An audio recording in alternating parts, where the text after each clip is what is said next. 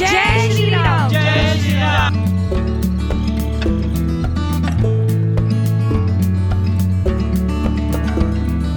चार राम है जगत में, तीन राम व्यवहार, एक राम का सकल पसारा, एक राम है सबसे न्यारा।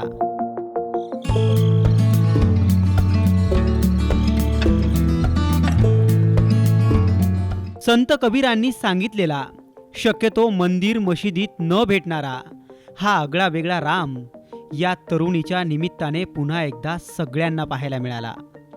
हातात भगवा, अंगावर हिजाब, मुखात जय श्रीराम म्हणत ही तरुणी मुंबईवरून थेट अयोध्येला पायी चालत निघाली आहे। पण अयोध्येला पायी चालत जाऊन तिला काय साध्य करायचंय? ही मुस्लिम तरुणी का जाते अयोध्या? जाणून घेऊयात।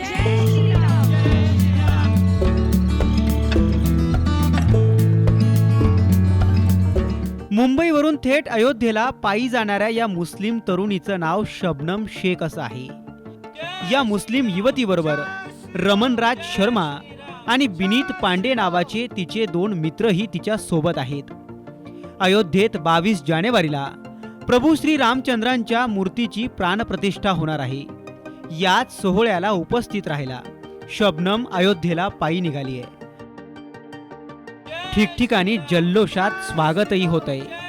पण शबनमला अयोध्येला पायी जाऊन काय साध्य करायचंय? शबनम लहानपणापासूनच प्रभू श्रीरामांच्या रामायणाबद्दल ऐकत आली आहे। तिला प्रभू श्रीरामांबद्दल विलक्षण आकर्षण आहे। तिला आणखीन प्रभू श्रीरामांबद्दल जाणून घ्यायचंय, म्हणून तिने ही पदयात्रा सुरू केल्याचं सांगण्यात येत आहे। प्रभू श्रीराम हे सगळ्यांचे आहेत, त्यांच्यावर कुणाचीच मक्तेदारी नाहीये, हे शबनमच्या या पदयात्रेने पुन्हा एकदा सिद्ध केलंय।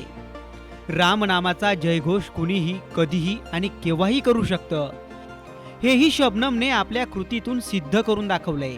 कारण मर्यादा पुरुषोत्तम राम हे सौम्यतेचं, शालीनतेचं आणि वीरतेचं प्रतीक आहेत। म्हणून प्रभू श्रीराम आपल्या संस्कृतीचं प्रतीक आहे। त्यामुळे ज्या धर्मातून शबनम येते ना, त्याच धर्मातले इक्बाल लिहितात, हे राम के वजूद पे हिंदोस्ता को नाज, एहले नजर समझते हैं उसको इमाम हिंद। ब्युरो रिपोर्ट, साम टीव्ही न्यूज, मुंबई।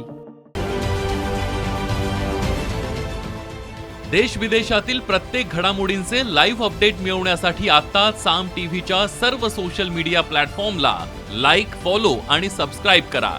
तसंच सर्व नोटिफिकेशनसाठी बेल आयकॉन प्रेस करायला विसरू